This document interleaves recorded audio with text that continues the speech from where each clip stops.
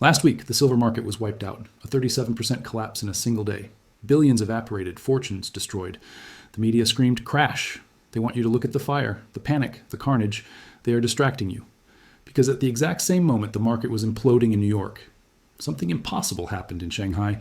The price of physical silver went up by 5%. Let that sink in.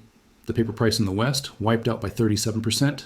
The physical price in the East up 5%. This has never happened before in modern history. This isn't a premium. This isn't a temporary anomaly. This is a decoupling, a declaration of independence. This is the sound of two separate financial worlds emerging. The wipeout wasn't the real story. It was the smokescreen, a distraction from what's actually happening.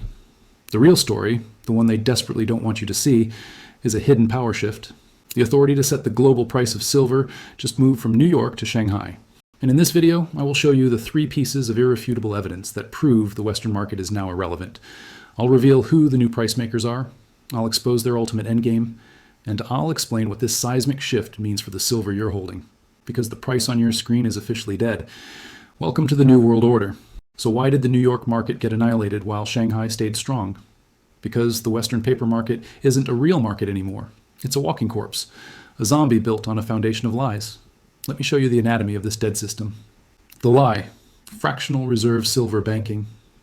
For decades, COMEX and LBMA operated on a simple fraud. For every 1 ounce of physical silver in their vaults, they sold 400 paper promises. ETFs, futures contracts, unallocated accounts, all of them claims on metal that doesn't exist.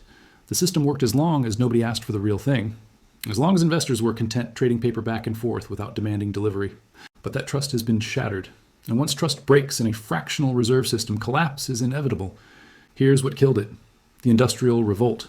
Major tech corporations, Apple, Samsung, Tesla, stopped accepting paper settlement. They started demanding physical delivery for their manufacturing needs. When you're building millions of smartphones or electric vehicles, you need actual silver, not a contract promising silver, not an ETF share representing silver. Real metal in your warehouse today. And COMEX couldn't deliver at the scale these industrial giants required. The military hoarding. As we've covered extensively, the Pentagon began stockpiling silver for missile systems, defense infrastructure, and advanced weapons platforms. Under Defense Production Act mandates, they started draining available supply from exchanges. Every ounce they took was 1 less ounce backing the paper contracts. The sovereign default, the kill shot, and then came the final blow, the one that destroyed all remaining confidence. A mid-sized European nation's central bank, I won't name which one, but the institutional world knows, attempted to repatriate its silver reserves held in London vaults. They were told, physical delivery is not possible at this time.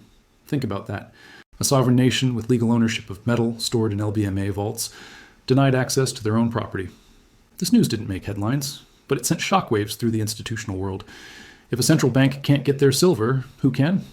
The engineered collapse. So COMEX and LBMA faced a nightmare scenario. They had millions of ounces in outstanding paper claims, but only a fraction of that in deliverable physical metal. They knew defaults were coming. They knew lawsuits were inevitable. So they engineered the 37% crash as an escape hatch.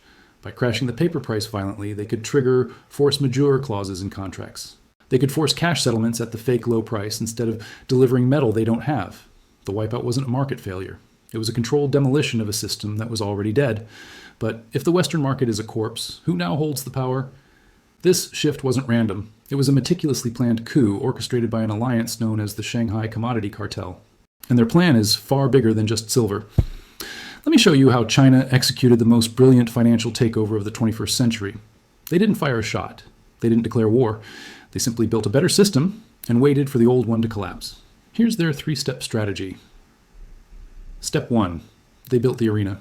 China created the Shanghai Gold Exchange, SGE, and the Shanghai Futures Exchange, SHFE, commodity markets that operate on fundamentally different principles than Western exchanges.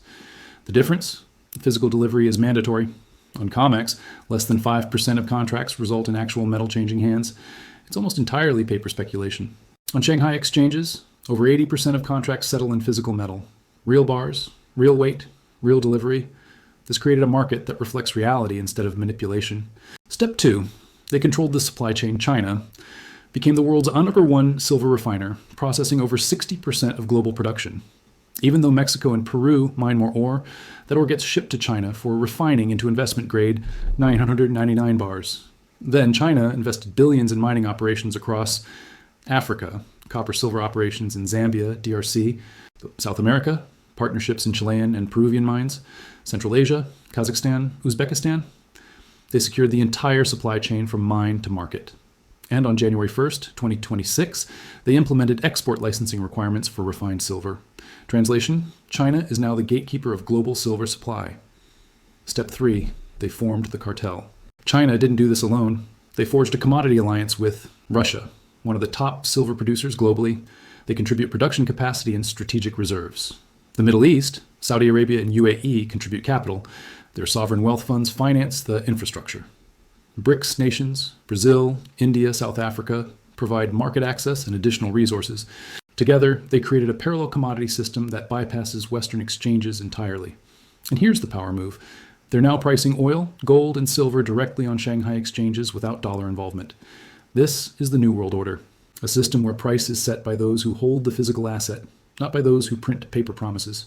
But why go to all this trouble? Why build an entire alternative system? Because they're not just trying to control commodities. They're preparing to dethrone the US dollar as the world's reserve currency. And silver is the secret weapon that makes it possible. And let me show you the ultimate goal of this power shift. It's not just about fair pricing. It's not just about market control. It's about ending dollar hegemony. The BRICS nations have studied history. They understand that you cannot replace a paper currency, the dollar, with another paper currency. You need something backed by real, tangible assets, something with intrinsic value that can't be printed into oblivion. The plan: a commodity-backed BRICS currency.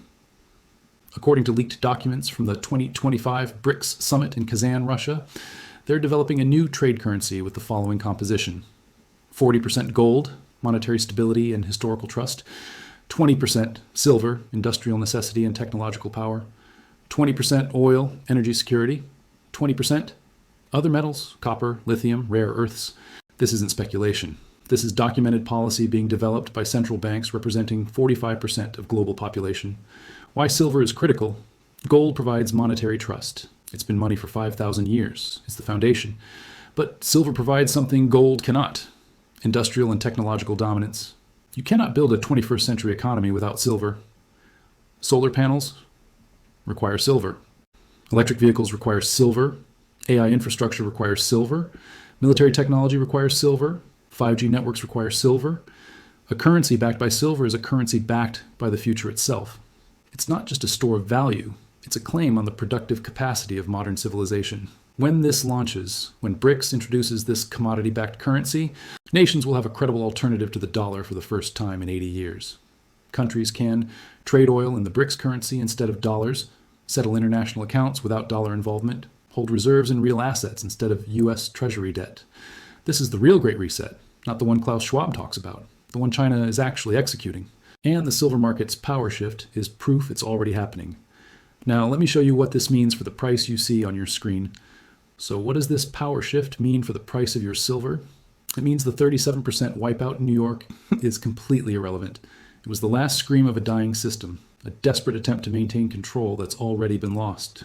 The real price will now be determined by two forces that the old system can't manipulate. Force number 1, unbreakable industrial demand. The global transition to green energy and artificial intelligence is non-negotiable. Governments have committed trillions to solar deployment targets, multiply current capacity by 5x by 2030, electric vehicle mandates, ban gas cars in major markets, AI infrastructure build-out, data centers consuming massive silver.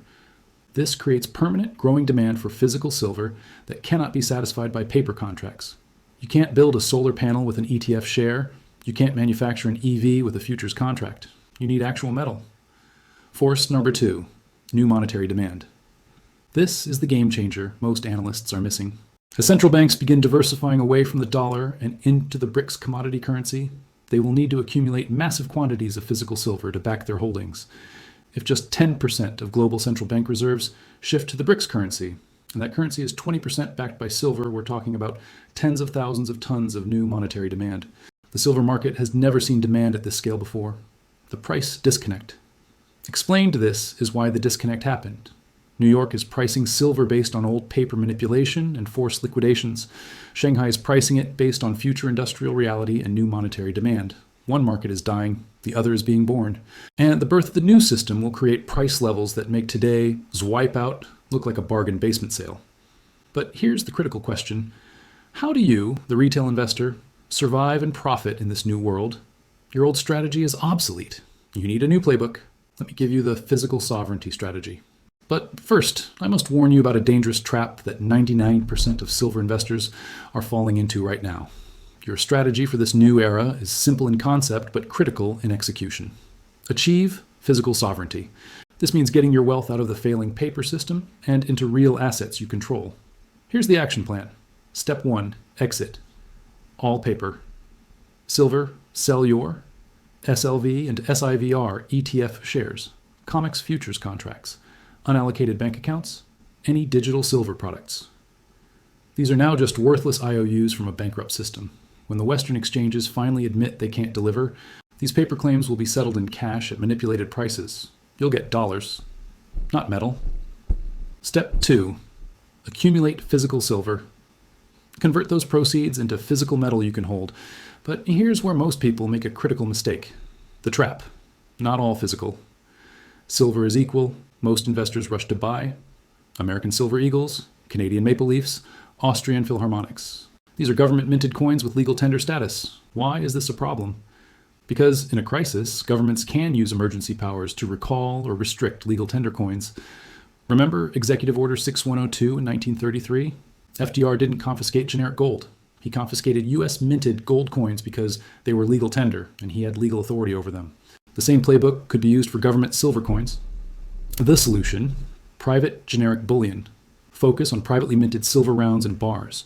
Generic 1-OZ rounds from private mints, 10-OZ bars from recognized refiners, 100-OZ bars for larger holdings. These have no face value. They're not legal tender. They're simply pure silver bullion. This makes them much harder for governments to legally target for confiscation. Professional wealth preservers know this. That's why they hold generic bullion, not government coins. Step 3, diversify storage locations. Don't keep all your silver in one place, especially not in bank-safe deposit boxes government can access, home safes in obvious locations, any location tied to your legal identity. Use a combination of private vaults in stable jurisdictions, hidden home storage, international storage in non-US locations. Physical sovereignty means physical control, not just ownership on paper. Now, let me bring this all together. The 37% wipeout was not the end of silver. It was the end of the Western paper market's control over silver. It was the noisy, chaotic death of an old empire and the quiet, confident birth of a new one. The power has shifted from west to east, from paper to physical, from Wall Street to Shanghai. You're now living in a new reality. 2 parallel silver markets exist. The old world, COMEX, LBMA, paper manipulation, dying credibility. The new world, Shanghai exchanges, physical delivery, real price discovery. The only question is whether you will adapt to the new rules or go down with the old system. The investors who understand this shift will position themselves for generational wealth. The investors who ignore it will watch their paper claims evaporate when the Western system finally admits defeat. Now, I need to hear from you. After seeing this evidence, do you believe the power has truly shifted? Comment, power shift if you agree the East now controls silver pricing. Comment, old system if you think the West is still in control. I want to see where this community stands on the most important financial transition of our lifetime. And subscribe to this channel because my next video reveals the 3 safe haven countries where you can buy and store physical silver with the lowest risk of government interference in this new world order. You will need this information. The old king is dead. Welcome to the new age of silver.